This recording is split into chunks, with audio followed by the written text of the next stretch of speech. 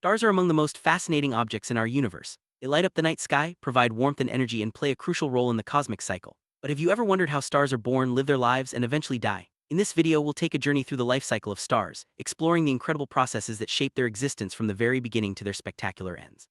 Let's start by understanding what a star actually is and why their life stories are so important to the universe.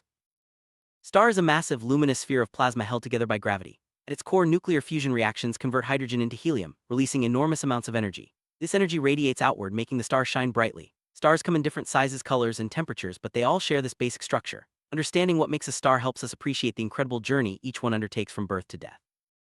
Birth of a star begins in vast clouds of gas and dust known as stellar nurseries or nebulae. These regions are often cold and dense, providing the perfect environment for new stars to form. Gravity slowly pulls the gas and dust together, causing the material to clump and contract. Over time, these clumps grow denser and hotter, setting the stage for the next phase in a star's life. As the gas and dust in a nebula continue to collapse under gravity, they form a protostar. This early stage of a star's life is marked by increasing temperature and pressure at the core. The protostar is not yet hot enough for nuclear fusion, but it shines faintly as it contracts. Eventually, the core becomes dense and hot enough for fusion to begin, marking the birth of a true star. When the core of a protostar reaches about 10 million degrees Celsius, nuclear fusion ignites. Hydrogen atoms fuse to form helium, releasing a tremendous amount of energy. This energy creates an outward pressure that balances the inward pull of gravity, stabilizing the new star. The star now enters the main sequence phase, where it will spend most of its life. Main sequence is the longest and most stable period in a star's life. During this phase, the star steadily fuses hydrogen into helium in its core, shining brightly for millions or even billions of years. The Sun, for example, is a main sequence star. The balance between gravity and fusion keeps the star stable, and its size and brightness depend on its mass. Star's mass determines how long it will live and how it will die. Massive stars burn through their fuel quickly, shining brighter but living shorter lives. Smaller stars like red dwarfs burn fuel slowly and can last for tens of billions of years. This relationship between mass and lifespan is a key factor in the diversity of stars we see in the universe. Our Sun is a typical main sequence star, currently about halfway through its life. It has been shining for around 4.6 billion years and will continue for another 5 billion years or so. During this time, it steadily fuses hydrogen into helium, providing the energy that supports life on Earth. The Sun's stability is a perfect example of the main sequence phase in action. Eventually, a star uses up the hydrogen in its core. Without enough hydrogen to fuse, the balance between gravity and pressure is disrupted. The core contracts and heats up while the outer layers expand. This marks the end of the main sequence phase and the beginning of dramatic changes in the star's life. As the core contracts, the outer layers of the star expand and cool, turning the star into a red giant. Red giants are much larger and brighter than main sequence stars, but their outer layers are cooler, giving them a reddish color. This phase is a sign that the star is nearing the end of its life. In the red giant phase, the core becomes hot enough to fuse helium into heavier elements like carbon and oxygen. This process releases more energy, causing the star to pulsate and shed its outer layers. The fusion of helium is a brief but important stage in the evolution of a star. For stars like our Sun, the outer layers are eventually blown away, creating a beautiful shell of gas called a planetary nebula. The core that remains is exposed, shining brightly at the center of the nebula. These glowing clouds are some of the most stunning sights in the universe and mark the transition to the next stage. After the planetary nebula fades, the remaining core becomes a white dwarf. White dwarfs are incredibly dense and hot, but they no longer produce energy through fusion. Over billions of years, they gradually cool and fade away, marking the final stage for many stars. Massive stars, much larger than our Sun, follow a different path. After exhausting their fuel, their cores collapse rapidly, triggering a spectacular explosion known as a supernova. This event is one of the most energetic in the universe and can briefly outshine an entire galaxy. A supernova is a dramatic end to a massive star's life. The core collapses and the outer layers are blasted into space. This explosion disperses heavy elements throughout the galaxy, seeding future generations of stars and planets. Supernovae are crucial for the cosmic cycle of matter. If the remaining core after a supernova is between about 1.4 and 3 times the mass of the Sun, it becomes a neutron star. Neutron stars are incredibly dense, with a teaspoon of their material weighing billions of tons. They often spin rapidly and emit beams of radiation known as pulsars. If the core left behind after a supernova is more than about 3 times the mass of the Sun, gravity overwhelms all other forces and the core collapses into a black hole. Black holes have gravity so strong that not even light can escape, making them some of the most mysterious objects in the universe. Material ejected by dying stars, whether in planetary nebulae or supernovae, enriches the interstellar medium with heavy elements. These elements are essential for forming new stars, planets, and even life itself. The cycle of birth and death in stars is a cosmic recycling process that shapes the universe. Stars often form in groups called star clusters. These clusters can contain hundreds or thousands of stars born from the same cloud of gas and dust. Studying star clusters helps astronomers understand stellar evolution and the history of our galaxy.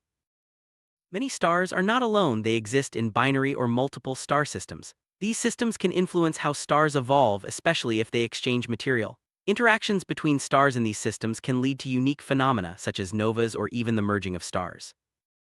Some stars change in brightness over time. These are called variable stars. Their variations can be caused by internal processes, interactions with other stars, or even by pulsations in their outer layers. Studying variable stars provides insights into stellar interiors and evolution. Not all objects that form in stellar nurseries become true stars. Some, called brown dwarfs, are too small to sustain nuclear fusion in their cores. Brown dwarfs are sometimes called failed stars and occupy a unique place between planets and stars. Red dwarfs are the smallest and coolest main sequence stars. They burn their fuel very slowly, allowing them to live for tens or even hundreds of billions of years. Because of their longevity, red dwarfs are the most common type of star in the universe. At the other end of the spectrum are blue giants, massive, hot and bright stars that burn through their fuel quickly. Their lives are short but spectacular, often ending in supernova explosions. Blue giants play a key role in enriching the universe with heavy elements. The timeline of a star's life depends on its mass. Small stars evolve slowly while massive stars race through their lives. This diversity creates the rich tapestry of stars we see in the night sky, each at a different stage of its journey. Astronomers use the Hertzsprung-Russell diagram to classify stars by their brightness and temperature. This diagram reveals patterns in stellar evolution and helps scientists predict how stars will change over time. Star formation doesn't happen in isolation. Galaxies are vast systems where millions or billions of stars are born, live, and die. The rate of star formation varies across galaxies, shaping their appearance and evolution. After a supernova, the expanding shell of gas and dust forms a supernova remnant. These remnants are rich in heavy elements and can trigger the formation of new stars by compressing nearby clouds of gas. The cycle of star birth and death is a cosmic recycling process. Elements created in stars are spread throughout the galaxy, becoming part of new stars, planets, and even living things. This ongoing process connects us to the stars in a profound way. White dwarfs, after cooling for trillions of years, are theorized to become black dwarfs, cold, dark remnants that no longer emit light. However, the universe is not old enough for any black dwarfs to exist yet. Stars are essential for life as we know it. The elements that make up our bodies and our planet were forged in the hearts of stars and spread across the galaxy by supernovae. Without stars, life would not exist. Astronomers use powerful telescopes to observe stars at every stage of their lives.